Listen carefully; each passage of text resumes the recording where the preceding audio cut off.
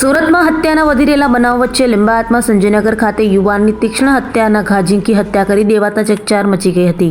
સુરતમાં ઘણા સમયથી હત્યાના બનાવમાં વધારો થઈ રહ્યો છે, ત્યારે સુરતના લિંબાયતમાં હત્યાની ઘટના બની હતી।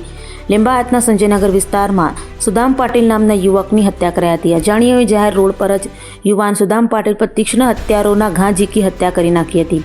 તો હત્યા કરી હત્યારાઓ ફરાર થઈ ગયા હતા। બનાવને લઈ યુવાનની લાશને પીએમ અર્થે હોસ્પિટલે ખસેડાઈ હતી। તો પોલીસે હત્યાનો ગુનો નોંધી આરોપીઓને ઝડપી પાડવા ચક્રો ગતિમાન કર્યા હતા। લિંબાયતના સંજયનગર સર્કલથી સર્વિસ રોડથી અંદર એક મર્ડરનો બનાવ બનેલો છે। પોલીસ હાલ ઘટના સ્થળે છે, તપાસ કરી રહી છે। શું કારણ છે, આરોપીને પકડવાની તજવીજ ચાલુ છે। સર, મને જણાવો કોણ છે, શું નામ છે?